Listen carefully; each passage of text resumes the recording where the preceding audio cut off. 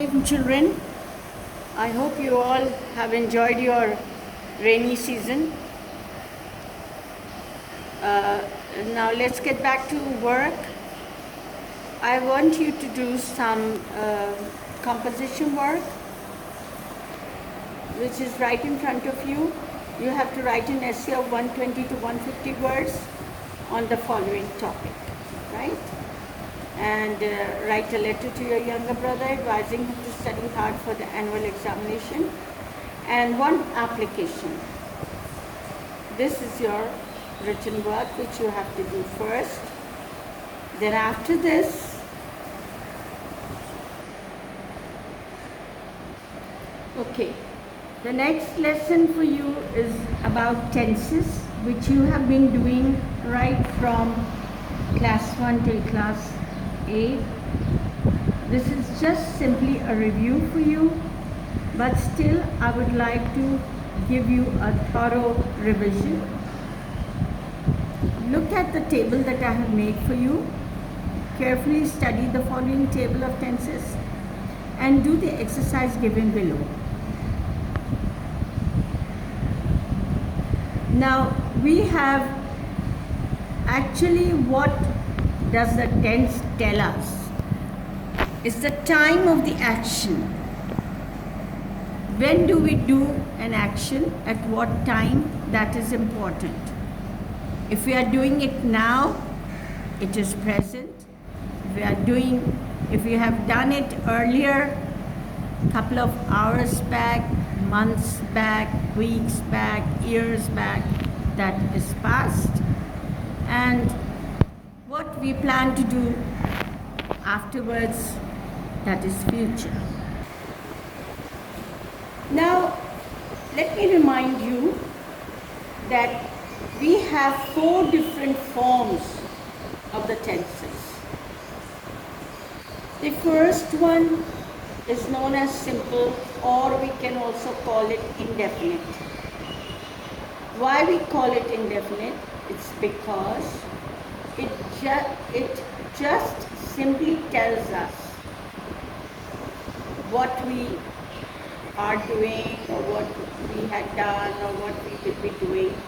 It does not tell us the complete duration of the action, when it started and when it's going to end. That's not clear over here. It just tells us that an action was done. So it is an indefinite form of the tense. The second one is continuous. Why we call it continuous? Because the action is in continuation.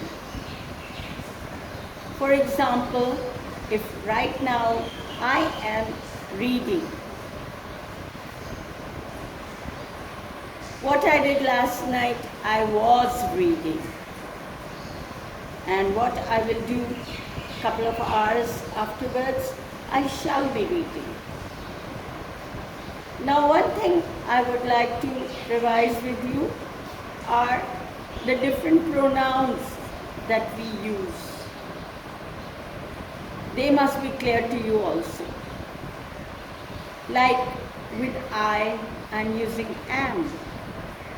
But with we, they, you, we use are. With he, she, is.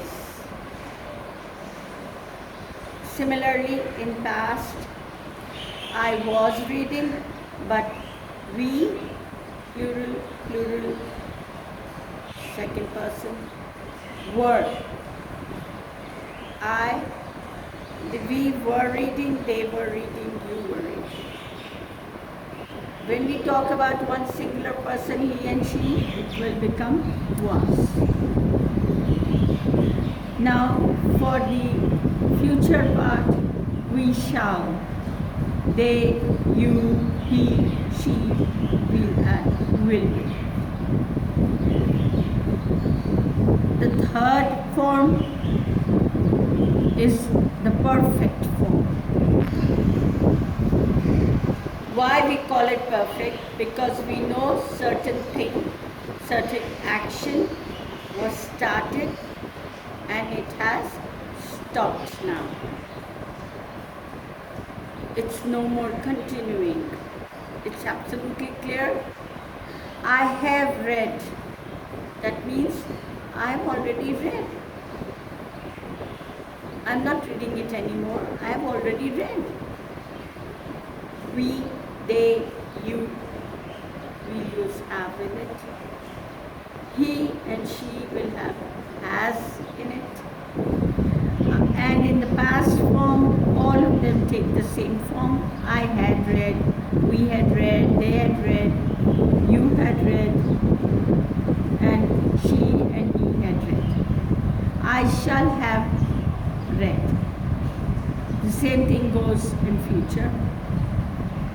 The last form is the perfect continuous form, where we have a combination of perfect as well as continuous. Now how do we make that out? Have used for perfect tense and reading with ing used for continuous tense. But to make sense out of it, we have to add the word been. I had been reading. We had been reading. They had been reading. You had been reading. He had been reading. She had been reading. The past is the same. I shall have been reading. Now in this case even the same procedure will be followed.